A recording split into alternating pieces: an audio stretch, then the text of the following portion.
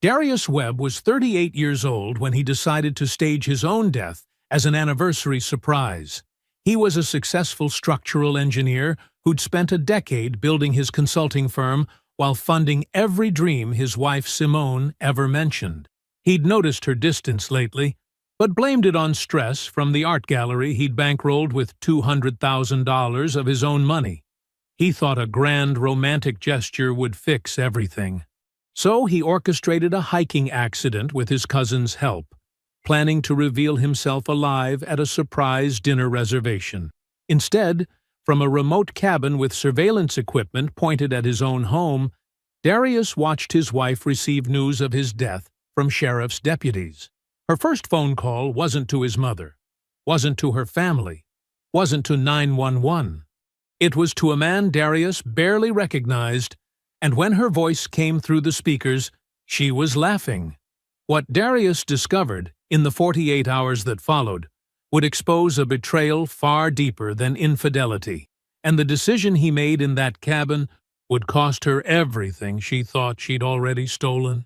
Before we jump into the story, comment where in the world you are watching from and subscribe, because tomorrow's story is one you need to hear.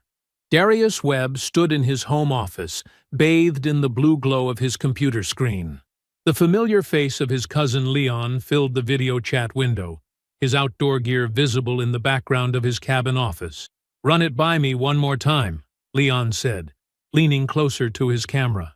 "I want to make sure we have every detail perfect." Darius smiled, clicking through a meticulously organized spreadsheet on his second monitor. "Tomorrow morning, I leave for the trailhead at 7.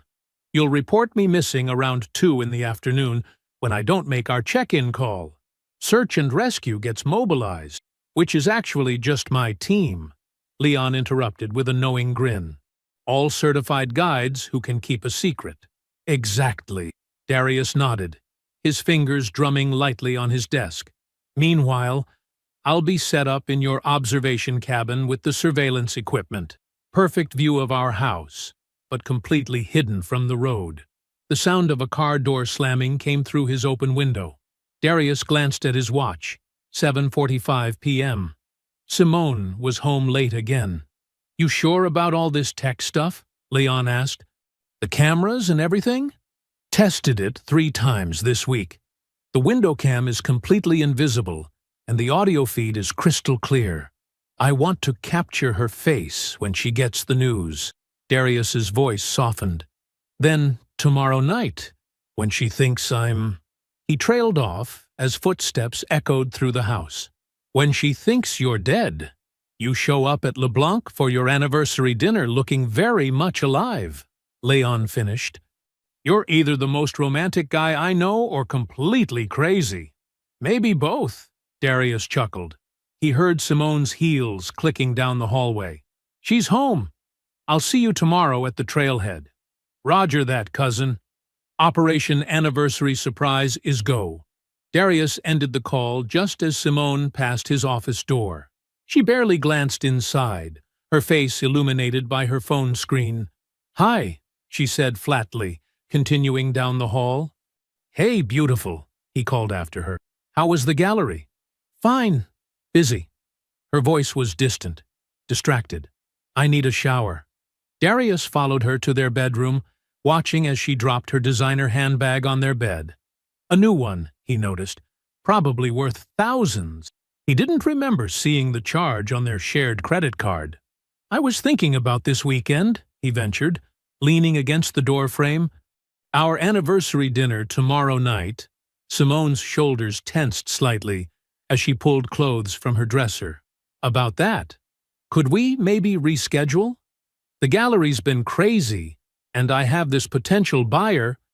"The reservation's already set," Darius said carefully, maintaining his calm smile. "LeBlanc at 8. Your favorite restaurant?" She turned, and for a moment, something like irritation flashed across her face before it smoothed into a practiced smile. "Of course. You're right. I'm just tired." As she brushed past him toward the bathroom, Darius caught a whiff of unfamiliar cologne. He watched her place her phone face down on the counter, another new habit he'd noticed lately. The screen lit up with a notification, but he couldn't see the message. Standing alone in their bedroom, he noticed more small details that had been nagging at him. A drawer not quite closed, revealing designer clothes he didn't remember buying. Her laptop closed, but with a new password he didn't know. The slight distance in her eyes when she kissed him goodbye in the mornings. Darius shook his head, pushing away the unsettled feeling in his stomach. He was being paranoid. Simone was just stressed about the gallery, the business he'd helped her build, investing not just money, but years of emotional support. Tomorrow's surprise would remind her of the magic they'd built together. He went to his closet and checked his packed bag one final time. Hiking gear, emergency supplies, the small surveillance kit he'd need at Leon's cabin. Everything was ready. The shower started running, and Darius heard Simone's muffled voice, probably on the phone again. He'd noticed she did that more lately, taking calls in the bathroom or outside on the deck. Gallery business, she always said. Just one more day, he whispered to himself, zipping up his bag. 10 years of marriage deserved a grand gesture, something to show her that his patience and generosity weren't just traits, but active choices, investments in their shared future. The next morning, Darius woke early. Simone was still asleep, her phone clutched in her hand. He kissed her forehead gently, and she stirred, but didn't wake. "I love you," he whispered, meaning it completely. He grabbed his gear and headed out to his truck, the rising sun painting the sky in shades of pink and gold. As he drove toward the mountains, his heart felt full of anticipation. By this time tomorrow, they'd be laughing about his elaborate scheme over wine and her favorite French cuisine. The gravel crunched under Darius's truck as he pulled up to Leon's observation cabin. Nestled in the dense forest overlooking their neighborhood, the small structure provided a perfect vantage point while remaining completely hidden from the road below. Leon stepped out onto the wooden porch, already dressed in his search and rescue gear. "Right on schedule," Leon said, helping Darius unload the equipment. "How are those nerves holding up?" "Steady as ever," Darius replied, though his heart was beating faster than he'd like to admit. He'd triple-checked every detail, but executing the plan felt different than planning it. Inside the cabin, Darius unpacked his surveillance kit, while Leon cleared space on the large wooden table. The cabin was sparse but comfortable. A few chairs, a small kitchen, and, most importantly, reliable power and internet connection. Perfect for their needs. "Camera feeds are already live," Darius said, opening his laptop. Multiple windows appeared showing different angles of his house, the front door, driveway, and main windows. "I installed these last month during the security system upgrade." Simone never questioned it. Leon whistled low. "You really thought of everything, didn't you?" "Engineer," Darius shrugged. "It's what we do." They spent the next hour setting up additional equipment, backup power supplies, recording devices, and a high-powered directional microphone that could pick up sound through windows from a considerable distance. Darius tested each system methodically, marking off items on his checklist. At 3:55 p.m., Leon checked his watch. "Show time. You ready?" Darius nodded, settling into a chair facing the monitors. "Make the call." Leon stepped outside with his phone, and Darius heard him reporting the missing hiker situation to local authorities. His cousin was a natural, voice filled with professional concern as he described how Darius had missed their scheduled check-in. By 4:30 p.m., search and rescue teams, mostly Leon's own employees who were in on the plan, had mobilized. They made a show of searching designated areas while carefully avoiding the observation cabin. Darius watched the house cameras intently. Simone's car wasn't in the driveway yet. He checked his phone. No messages from her, which wasn't unusual lately. She often worked late at the gallery, especially on Fridays. At 6:15 p.m., he spotted 2 sheriff's deputies pulling up to his house. His pulse quickened. Simone's silver Mercedes was now parked in the driveway. "Here we go," he whispered, adjusting the audio feed. Through the window camera, he watched the deputies approach his front door. The crisp evening air carried their voices clearly as they rang the doorbell. Simone answered, looking polished in an expensive dress he'd never seen before. "Mrs. Webb?" one deputy asked. "May we come in?" "We need to discuss your husband." Darius leaned forward, eager to capture her reaction. He expected tears, panic, the natural response of a wife learning her husband might be in danger. Instead, he watched something entirely different unfold. Yes, there was initial shock. Her hand flew to her mouth, her eyes widened, but then something shifted. She paced the living room as the deputies explained the situation, her eyes darting repeatedly to her phone. Her expression wasn't devastated, it was calculating, almost analytical. "We'll keep you updated on the search efforts," the deputy was saying. "Is there someone you'd like us to call? Family?" "No," Simone said quickly. "No. I'll handle the notifications myself." But after the deputies left, she didn't call anyone. She didn't cry. She walked through their house with measured steps, touching nothing of his, her face growing more relaxed with each passing minute. She looked unburdened, free. Darius felt something cold settle in his stomach. "This isn't right," he muttered. "What's happening?" Leon asked, returning from his latest search team check-in. "She's not calling anyone. Not my mother. Not her family. She's just—" Darius gestured at the screen where Simone was pouring herself a large glass of wine, her movements almost jubilant. At 8:47 p.m., Simone's phone lit up. She immediately initiated a video call, settling onto their leather couch with her wine. Darius adjusted the audio feed, expecting to finally see her contact his mother or her sister. Instead, a man's face filled her screen, someone vaguely familiar. Darius squinted, trying to place him. Then it hit him. The gallery consultant she'd introduced a few months ago. Trevor? Something. Simone's voice came through the speakers with perfect clarity, and every word shattered Darius's world. "Baby, it actually happened. I can't believe it." She was laughing. Actually laughing. "No, I'm not sad. I'm free. God, I've been waiting for an exit for 3 years." Darius's fingers tightened around his headphones as Simone's laughter echoed through the feed. His chest felt hollow, each breath burning as he watched her face light up at Trevor Nichols on the video call. The gallery consultant she'd introduced at a dinner party 6 months ago, the same man who'd praised Darius's generosity in funding Simone's dreams. "I still can't believe the timing," Simone said, settling onto their living room couch. The one Darius had spent weeks choosing because she loved the color. "I was going to wait a few more months, build up more savings, but this?" She gestured expansively. "This is perfect." Trevor leaned closer to his camera. "Are you sure they'll believe it was an accident?" "Leon's handling the search and rescue. He's Darius's cousin. Completely trustworthy because he has no idea what's really happening." Simone rolled her eyes. "That's Darius for you. His whole family worships him because he's so dependable, so generous. It made him useful, but God, it was exhausting pretending to be impressed by all that stability." Each word hit Darius like physical blows.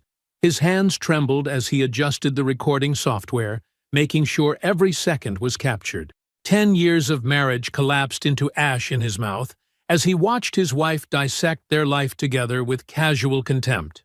"What about guilt?" Trevor asked, though his smirk suggested he already knew the answer. 10 years is a long performance. Simone's laugh was sharp and dismissive. "Why would I feel guilty? I gave him 10 years of my life. I played the supportive wife, showed up at his boring work events, listened to endless discussions about load-bearing walls and structural integrity." She took a long sip of wine. "I earned every penny I'm going to get from this." "Speaking of pennies," Trevor said, "what's the status on the gallery situation?"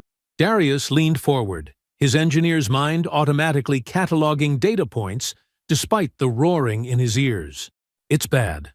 Simone waved her hand dismissively. "But I've been moving money around from his accounts to cover the losses." He never checked, just kept depositing more when I said I needed it for inventory or renovations. She smiled, shark-like. "I've got about 300,000 tucked away. Once everything's settled with his estate, we'll start fresh somewhere else." The clinical part of Darius's brain, the part that assessed structural failures for a living, began calculating. 300,000, plus the gallery losses, plus whatever else he hadn't discovered yet. His hands had stopped shaking, replaced by a strange steadiness he recognized from crisis situations at work. When buildings failed, emotions helped no one. You needed data, analysis, and strategic action.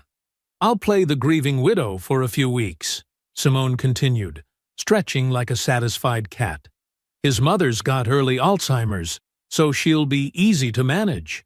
A few sad interviews about how devoted he was, how lost I am without him, then a tasteful period of mourning before finding comfort in the arms of an old friend." She winked at Trevor. The call ended shortly after.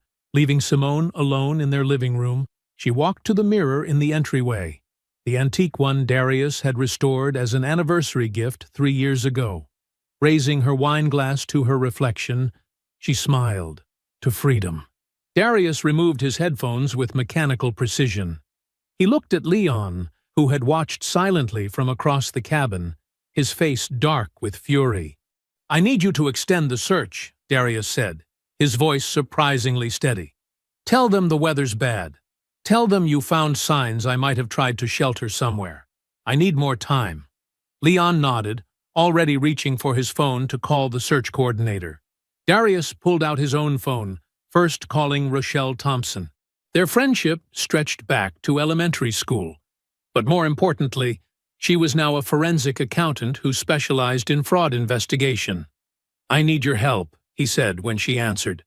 "Everything you've got. Full financial autopsy." His voice cracked slightly. "It's Simone." His next call was to his brother Julian, who answered despite the late hour. "I need a lawyer," Darius said simply. "And a brother. Both sides of you need to hear this." He explained everything, his words precise and controlled, even as his free hand clenched until the knuckles went white. Julian listened without interruption, the silence on his end growing heavier with each revelation. The next morning, Darius forced himself to watch the feeds as Simone drove to Cornerstone Coffee downtown. Trevor was waiting outside. They embraced openly, his hands sliding down her back as she pressed against him. No pretense, no fear of being seen. Why bother? Dead men tell no tales, and dead men's wives have nothing to hide. The afternoon sun slanted through the cabin windows as Rochelle Thompson set up her laptop on the rough wooden table. Her normally neat appearance showed signs of a sleepless night, hair pulled back messily, yesterday's clothes wrinkled. But her eyes were sharp and focused as she pulled up spreadsheet after spreadsheet. "I've been through 2 years of records," she said, fingers flying across the keyboard. "It's worse than we thought, Darius. Much worse." Darius stood behind her chair, watching numbers scroll past. His engineering mind automatically organized the data. Dates, amounts, patterns. The systematic destruction of his life laid out in clean columns and rows. "Show me everything," he said quietly. Rochelle nodded, pulling up a master spreadsheet. The gallery was never profitable, not even close. But that's not the real problem. Look here. She highlighted a series of transactions. These vendors, they don't exist. The artwork shipments, the renovation materials, the consulting fees, all fake. She created shell companies, complete with forged documentation. The total at the bottom of the screen made Darius's jaw clench. $340,000. She laundered it through multiple accounts, Rochelle continued, opening more documents. Small amounts at first, testing the waters. Then bigger transfers once she realized you weren't monitoring closely. Classic embezzlement pattern. Julian's face appeared on a video call window, his attorney's office visible behind him. The money trail led me to something even more concerning, he said, without preamble. Simone took out a business loan 3 months ago. $150,000, using your engineering firm as collateral. Darius felt the blood drain from his face. That's impossible. I never signed. She forged your signature, Julian interrupted, holding up scanned documents. The paperwork looks legitimate at first glance. She had access to enough of your documents to make a convincing copy. The money went directly into an escrow account and was used to purchase a condo in Trevor's name. The loan's in default, Rochelle added quietly. First missed payment was last week. The bank will start proceedings soon, which could damage your firm's credit rating and reputation. Darius turned to the surveillance feeds. As if on cue, Simone's car pulled into their driveway. Trevor's sleek Mercedes parked behind it. They entered the house together, Simone using her key casually, like she wasn't letting her lover into her supposedly dead husband's home. Let's start in the living room. Simone's voice came through clearly. Most of this furniture is coming with me. It's all high-end pieces I selected anyway. What about his stuff? Trevor asked, running his hand along Darius's grandfather's antique desk. Sell what we can. Donate the rest. Simone shrugged. God, look at this place. Everything's so practical, so sensible. Just like him. She picked up a framed photo of their wedding day, studying it with detached amusement. He was so boring, so predictable. He actually thought being stable was a personality. Trevor laughed, pulling her close. At least he was useful. Speaking of useful, Julian's voice cut through the feed. I found records of her meeting with divorce attorneys. 3 weeks ago, she consulted with 3 different firms, shopping for whoever would push for the highest settlement. Rochelle switched to another spreadsheet. She's been systematically documenting every contribution she made to your business, every time she attended a client dinner or hosted at your house, building a case for maximum spousal support. Darius watched the screens as Simone and Trevor moved through his house, casually dividing his possessions, erasing his existence piece by piece. His phone buzzed. A text from Leon about the search efforts being scaled back due to weather conditions. On screen, Simone received the same update. Her face lit up as she immediately typed a message to Trevor, even though he stood right beside her. It's really happening. Darius turned to his laptop, creating a new folder labeled Evidence. With mechanical precision, he began downloading surveillance footage, financial records, loan documents, and text messages. Each betrayal cataloged and time-stamped, building an airtight case. I've dated and annotated everything, Rochelle said, sending more files. The fraud is documented and clear. When you're ready to move, we've got her. Sunday morning dawned clear and cold. Darius had barely slept, spending the night organizing evidence and watching Simone celebrate his death with expensive wine and video calls to Trevor. His phone rang just after sunrise. Leon's name flashed on the screen. Good news, his cousin said, voice carefully projecting relief for any potential listeners. Search teams found you about an hour ago. You're injured, but alive, being treated at the remote medical station we set up. A pause. Are you ready for the next phase? The news came Sunday afternoon. Through the cabin's surveillance system, Darius watched 2 deputies return to his house. Simone answered the door in yoga pants and one of his old college sweatshirts, a calculated costume of casual grief.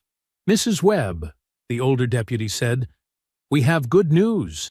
Your husband has been found alive. The flash of dismay across Simone's face was subtle but unmistakable. Her hands tightened on the door frame before she caught herself, rearranging her features into shocked joy. Alive? Oh, thank God! She pressed a hand to her chest, tears appearing on command.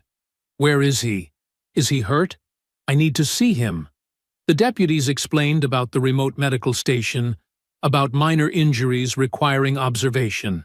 Simone nodded at all the right moments, asking appropriate questions, voice trembling with perfectly modulated concern. "You've got quite an actress there," Rochelle muttered, watching beside Darius. She'd barely left the cabin since arriving with the financial records, helping document every moment of Simone's performance.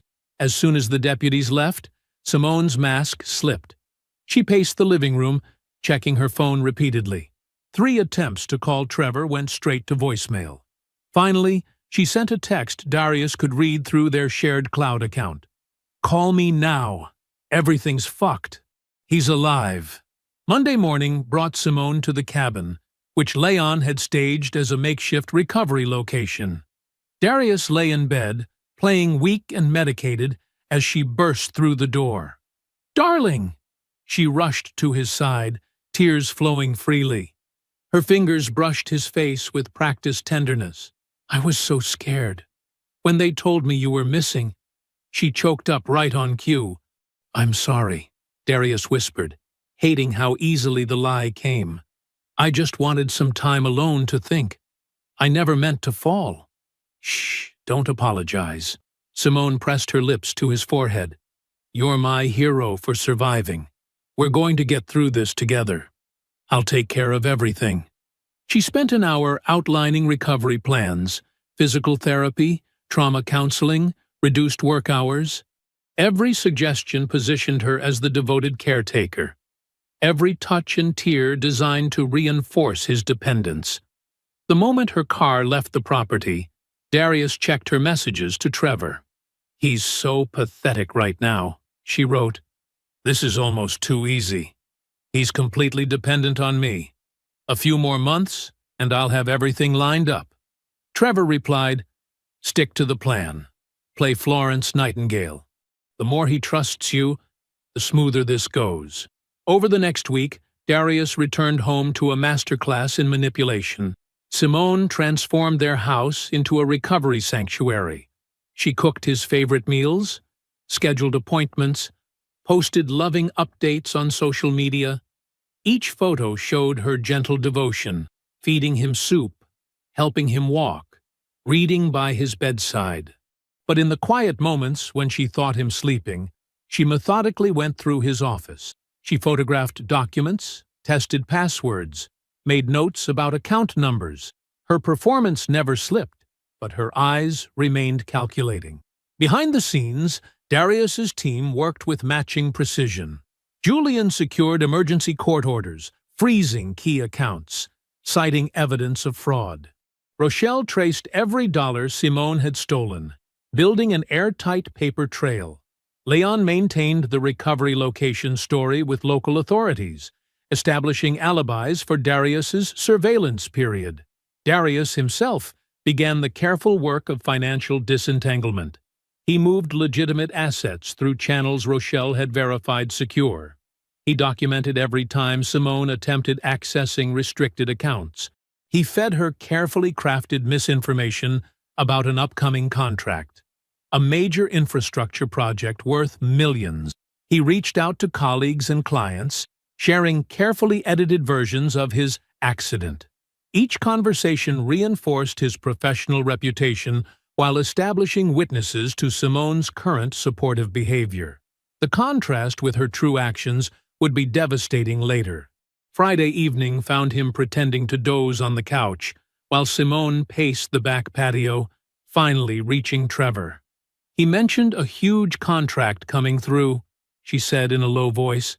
"Some massive infrastructure project. We need to time this perfectly." "The divorce, you mean?" Trevor asked. "Obviously. Once the contract's signed, but before the money hits the accounts, that's when I file." She laughed softly. "All this playing nurse was worth it. He actually thinks I've fallen in love with him all over again." Saturday morning brought weak sunlight and a chill that seemed to seep through Darius's jacket as he approached his mother's modest ranch house. He'd been putting off this visit, knowing his injuries would worry her. But after overhearing some of Simone's phone conversations, He needed to understand what she'd been telling his mother. Diane Webb opened the door before he could knock, her silver hair neatly combed, but her eyes holding that slight cloudiness he'd learned to recognize as a confused day. "Darius?" She blinked rapidly. "I wasn't expecting— Are you all right? Your wife said you weren't supposed to drive yet." "I'm okay, Mom. Leon dropped me off." He followed her inside, noting how she wrung her hands, a nervous habit she'd developed since the Alzheimer's diagnosis. The house was exactly as it had always been. Family photos on every surface, the old piano he'd learned on, worn but clean furniture. But something felt off. His mother's movements were jerky, anxious. "Should you be here?" Diane asked, settling into her favorite armchair. "Simone said you're not supposed to leave the house without her. She's worried about your controlling behaviors getting worse after the accident." Darius felt like he'd been punched. "My what?" "The way you check her phone and won't let her see her friends." Diane's voice wavered. "She was crying, Darius. She said you've changed, become so possessive. That's not how I raised you." He sat heavily on the couch, mind racing. "Mom, when did Simone tell you these things? Last week? No. Maybe last month?" Frustration crossed her face. "It's hard to remember exactly, but she visits often, tells me how worried she is about you, about the money you're hiding, and how you won't let her work." "Mom." Darius pulled out his phone, opening the gallery app. "I need to show you something. Is this a clear day for you? Can you focus with me for a few minutes?" Diane straightened, some of the confusion leaving her eyes. "Yes, I think so. I took my medication this morning. I remember that clearly." He showed her bank statements, text messages, photos of Simone with Trevor. Carefully, gently, he explained what had really been happening. His mother's face crumpled as understanding dawned. "She used me," Diane whispered. "She knew I might not remember things right, and she—" Tears spilled down her cheeks. "How dare she? How dare she make me doubt my own son?" Darius activated his phone's recording app, asking her permission. "Mom, can you tell me what Simone has been saying to you? Everything you remember?" For the next hour, Diane detailed visits where Simone had planted false memories, twisted reality, used his mother's condition to build a narrative of abuse. By the end, Diane was shaking with anger. "I want her out of your life," she declared, having one of her clearest moments in weeks. "She's poison, Darius. Pure poison." That afternoon, back at his temporary office in Leon's cabin, Darius began discovering the full scope of Simone's campaign. His email held dozens of messages from concerned friends and colleagues, all referencing things Simone had told them. According to her, he was possessive, financially abusive, prone to angry outbursts. She'd told his cousin Sarah that he'd thrown a laptop during an argument, told his old college roommate that she wasn't allowed to have male friends, told his business partner that she feared for her safety but didn't want to involve police. Methodically, Darius began reaching out to each person, not to defend himself, not yet. Instead, he asked careful questions about what exactly Simone had said, when she'd said it, who else was present. He recorded every conversation, building a detailed record of her defamation campaign. "Look at the pattern," Julian said during their evening video call. "She's creating sympathetic witnesses for when she files for divorce. The timing is deliberate." "I want to expose her now," Darius growled. "Especially after what she did to Mom." "Patience," Julian counseled. "Let her build the lies bigger. The higher she stacks them, the harder they'll fall. Trust me, when we're done, no one will ever believe a word she says again." Wednesday evening arrived with a sense of inevitability. Darius sat at their kitchen table, watching Simone arrange papers with practiced solemnity. "I think we need some time apart," she said softly, eyes downcast in perfect imitation of reluctant sadness. "After your accident, I've been doing a lot of thinking. About us, about our future. She slid the separation agreement across the table. Darius scanned the terms without reaction. She would get the house, half his business, substantial monthly support payments. Everything she'd been positioning herself for over years of calculated deception. Darius sat at the kitchen table, the separation papers spread before him like a blueprint for demolition. The overhead light cast harsh shadows across the documents detailing how thoroughly Simone planned to dismantle his life. She stood nearby, arms crossed, wearing an expression of practiced concern that he now recognized as completely artificial. "I know this is hard," Simone said softly, "but it's what's best for both of us. After your accident, I realized life is too short to keep pretending." Darius's fingers traced the edge of a page outlining her demand for the house. Pretending that this marriage is what either of us really wants anymore. She sank into the chair across from him, the movement graceful and calculated. "I've put my dreams on hold for your career for so long. The gallery was my first real chance to build something for myself, and even that became about supporting your image as the successful husband." He noted how she'd positioned herself, shoulders slightly hunched, hands clasped as if in supplication. Every gesture designed to reinforce her narrative of sacrifice. "These financial terms," he said quietly, indicating the extensive list of demands, "they're only fair." Her voice took on an edge of righteousness. "I've invested 10 years of emotional labor into this marriage, into being the perfect wife for your business events, into maintaining our social connections. That has value, Darius." He let his hands shake slightly as he gathered the papers. I need time to think about this." "Of course," she said, triumph flickering behind her sympathetic smile. "Take all the time you need. I know it's a lot to process." Over the next week, Darius executed a careful performance of his own. He called in sick to work, letting his voice crack on the phone with his assistant. He stopped shaving, left dishes in the sink, wore the same clothes multiple days in a row. When Simone was home, he sat in dimmed rooms, staring at nothing. She documented everything, taking photos when she thought he wasn't looking. Evidence of his unstable state for her lawyer, no doubt. Every night, she made phone calls from her car, updating Trevor on his deterioration. "He's completely falling apart," she reported gleefully on Tuesday evening. "He'll sign anything at this point. I've had my lawyer add clauses about partial ownership of the engineering firm. He won't even read the fine print in this state." The official divorce filing arrived with additional demands: executive decision-making power in his business, access to future contracts, increased monthly support. Simone presented each new requirement with gentle insistence, as if she were doing him a favor by taking these burdens off his hands. When Julian, acting as his attorney, suggested mediation at a neutral law office to discuss the terms reasonably, Simone jumped at the opportunity. She immediately insisted Trevor attend as her emotional support person, certain of her position of power. "Of course your friend can attend," Julian agreed smoothly during the scheduling call. "We want everyone to feel comfortable and supported during this process."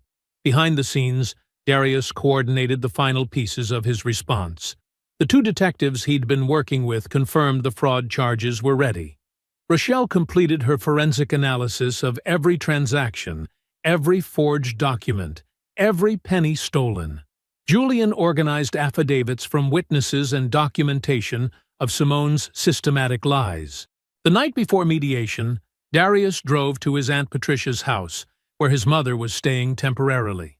He found Diane having one of her clear evenings, sitting in the garden with her sister. "Are you ready?" she asked, patting his hand. "To finally be free of her?" "More than ready," he assured her. "Aunt Patricia will stay with you tomorrow while everything happens." "I don't want you to worry." "I'm not worried anymore," Diane said firmly. "Not now that I understand what she really is." Thursday morning arrived clear and cold. Darius dressed with precision. His best charcoal suit, crisp white shirt, polished shoes, everything arranged to project stability and control. In the bathroom, he looked at his reflection for a long moment before removing his wedding ring for the last time. The pale band of skin where it had rested would fade, like all marks of Simone's presence in his life. He placed the ring deliberately on the counter, a small golden circle that had once represented endless love and commitment. Now, it was just metal, as hollow as the vows she'd spoken. Without looking back, he walked out of the bathroom, ready to face the day that would change everything. The glass-walled conference room on the 14th floor gleamed in the morning sunlight. Darius sat beside Julian, watching the downtown traffic flow far below while they waited. Rochelle had positioned her laptop and projector with characteristic precision. The two detectives, Burke and Martinez, maintained casual poses near the door, badges concealed but accessible. At exactly 10 a.m., the elevator chimed. Simone strode in wearing an expensive cream suit, Trevor close behind in designer business casual. Her confident smile faltered slightly at the unexpected crowd. "What's all this?" she asked, voice sharp beneath forced lightness. "I thought this was a simple mediation." "It is," Julian replied smoothly. "Please, have a seat.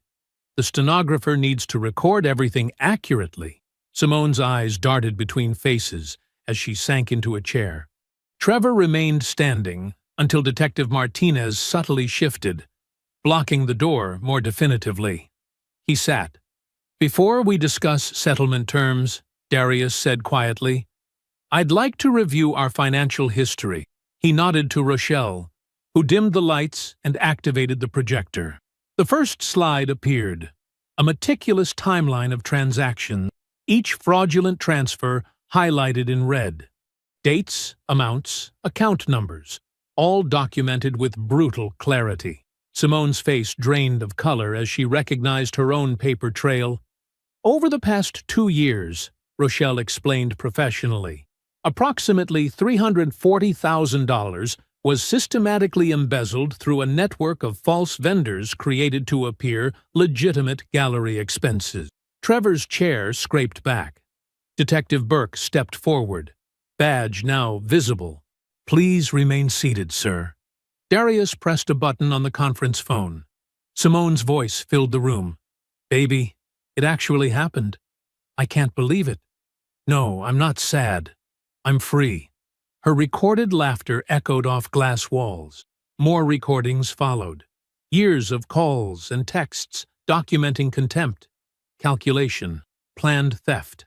Simone's fingers gripped the table edge as her own words condemned her.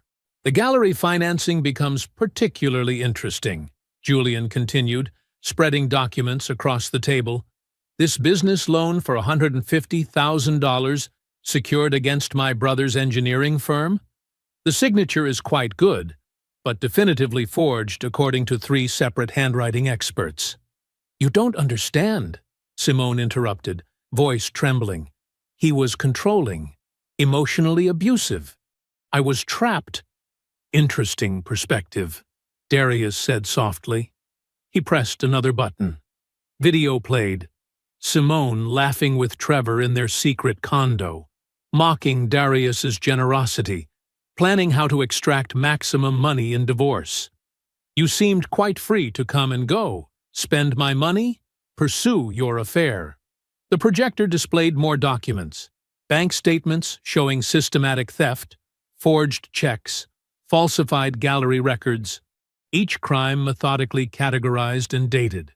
"Wire fraud," Julian enumerated calmly, "identity theft, embezzlement, multiple counts of each, federal charges carrying mandatory minimum sentences." Trevor's lawyer-trained mind was visibly calculating odds. His eyes darted between the evidence, the detectives, and the door. "This is ridiculous," Simone snapped, but her voice cracked. "I made mistakes, but you can't prove." "We have everything," Darius cut in, "including what you told my mother." His calm finally cracked slightly.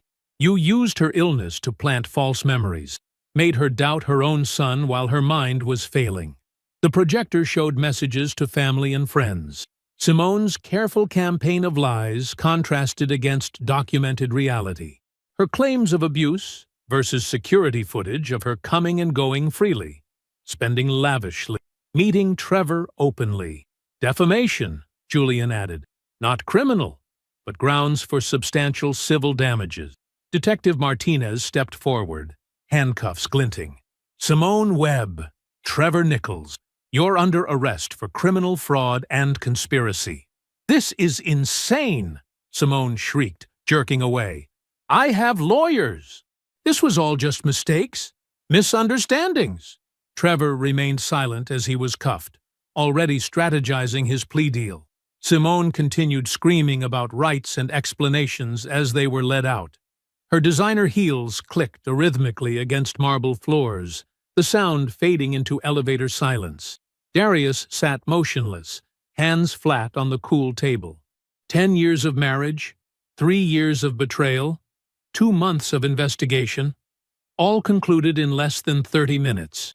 He felt nothing but bone-deep exhaustion and relief. That evening, he stood in his home office watching the arrest coverage on multiple news sites. Prominent gallery owner arrested in major fraud scheme scrolled across screens. His phone buzzed constantly with messages of support and shock, but he left them unanswered. Instead, he began systematically removing Simone's presence from the house. Her clothes went into donation boxes, her art books into storage, her photographs into a folder marked evidence, each item categorized and documented before being cleared away. Like debris after a controlled demolition, 3 weeks crawled by like molasses. Darius sat in the Stark County Jail visitation room, fluorescent lights humming overhead. The metal chair felt cold and unyielding beneath him. Through the reinforced glass partition, he watched the door on the other side open. Simone shuffled in, escorted by a female corrections officer. The orange jumpsuit hung loose on her frame. She'd lost weight. Without her usual perfect makeup and styled hair, she looked smaller somehow, vulnerable. Her eyes darted around before settling on his face with desperate intensity. The officer secured her to the chair and stepped back, maintaining a watchful position by the door. Simone reached for the phone receiver with trembling hands. Darius lifted his own receiver, face neutral. "Thank you for coming," she said, voice hoarse. "I wasn't sure you would." Darius remained silent, waiting. Let her fill the space. "I've had time to think," she continued, attempting a weak smile. "About everything. About us. Do you remember our first apartment?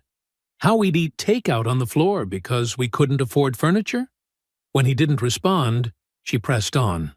"We were happy then, weren't we? Before everything got so complicated. Before I made such terrible mistakes." Her eyes welled with tears. They looked genuine, but then they always had. "Trevor took a deal," she said, voice bitter. 4 years reduced to 2. He told them everything, claimed I masterminded it all. But you know me, Darius. You know I'm not some criminal mastermind.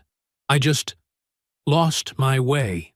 She leaned forward, pressing her palm against the glass. "I'll make it right. I'll sign whatever you want.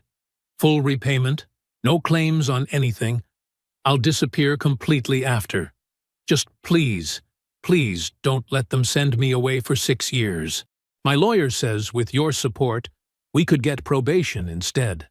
Her voice cracked. "We loved each other once. That had to mean something." Darius studied her face, the face he'd woken up to for 10 years, thinking he knew every expression. Now he wondered if he'd ever known her at all. "Are you finished?" he asked quietly. She nodded, hope flickering in her eyes. "You're right about one thing," he said. "We did love each other. Or rather, I loved who I thought you were, and you loved what I could provide. Neither of those people exist anymore." The hope in her eyes died. "You taught me something valuable," he continued, voice steady. "Some people mistake kindness for weakness, patience for passivity, support for submission. You'll have plenty of time to contemplate that mistake. "Darius, please," she whispered. "I'll do anything." "That's the problem," he replied. "You already did everything. Every lie, every theft, every manipulation. The woman who planned my death celebration while I was supposedly lost in the mountains? That's who you really are. The person who used my mother's illness to plant false memories? That's your true character." Tears streaked down her face. "I was unhappy. I felt trapped. You have to understand." "I understand completely," he cut in. "You had choices. You could have asked for divorce, could have left honestly. Instead, you chose systematic fraud, chose to steal not just money, but years of my life, chose to damage my reputation, my business, my family relationships." His voice remained calm, but each word landed like a hammer strike. Those weren't mistakes. They were calculated decisions, documented in your own words and actions. The woman I thought I married never existed. She was a performance, remember? Your words. Simone's face contorted. She slammed her palm against the glass. "You've ruined my life, everything I worked for."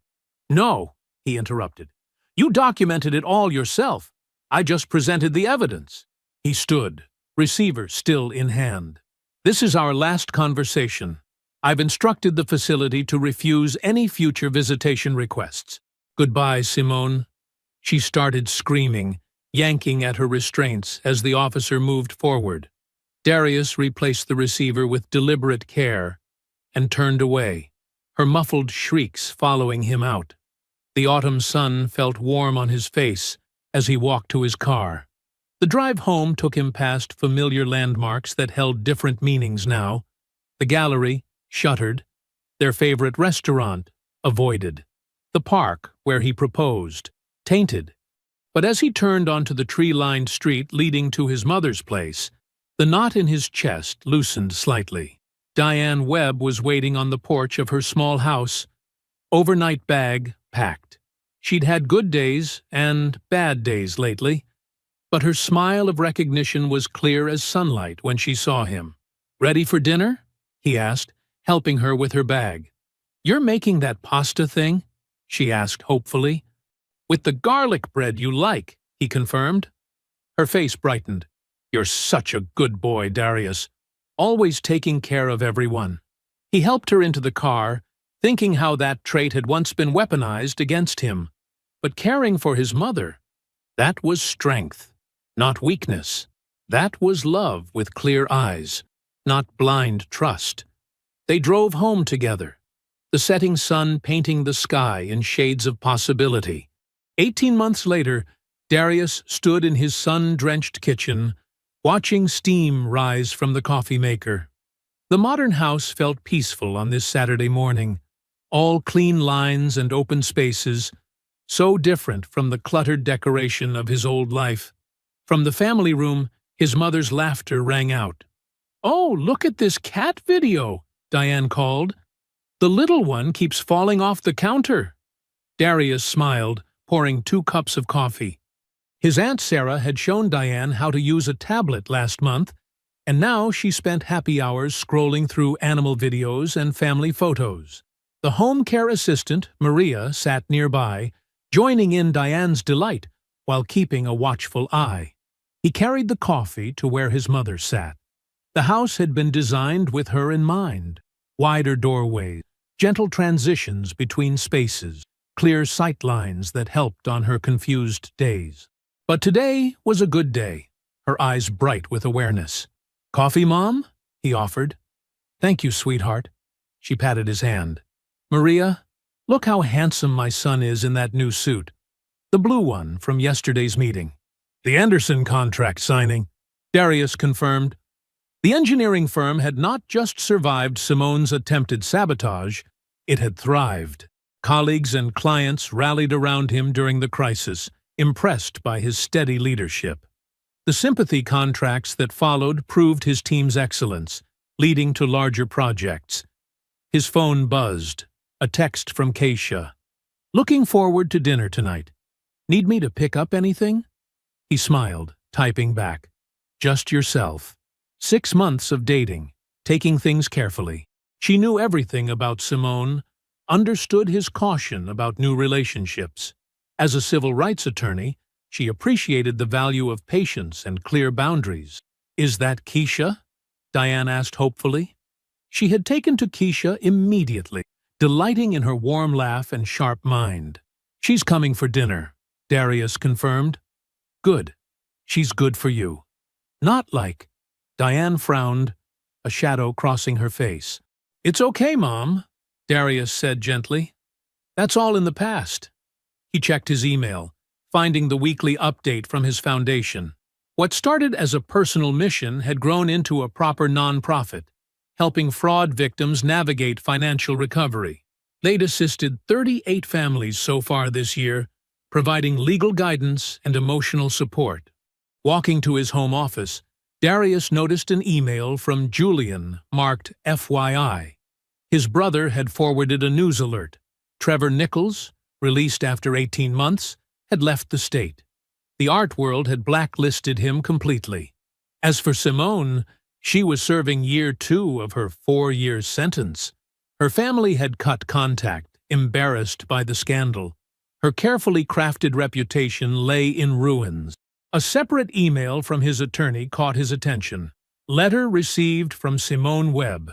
Inmate, Chavrish 247391.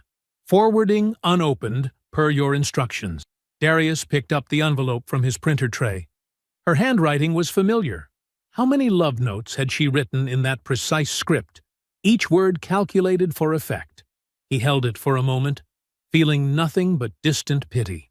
The shredder hummed efficiently, reducing her words to confetti. Some people didn't deserve closure. Some stories were better left unfinished. Turning to his drafting table, he reviewed plans for the Foundation's community center. The design incorporated elements of strength and transparency, lots of natural light, open spaces for group support meetings, private consultation rooms with calming views of planned gardens. His phone chimed again. Photos from last night's Foundation event. Victims turned survivors sharing their stories, supporting newcomers still reeling from betrayal. He'd spoken briefly, explaining how his experience taught him that recovery wasn't just about money. It was about rebuilding trust in yourself. Maria appeared in the doorway. "Mr. Webb, your mother's ready for her afternoon walk if you'd like to join." Outside, spring flowers bloomed along the carefully planned paths. Diane pointed out birds, naming them confidently. Her long-term memory remained strong even as recent events sometimes slipped away. They completed their usual circuit, just as Keisha's car pulled into the driveway.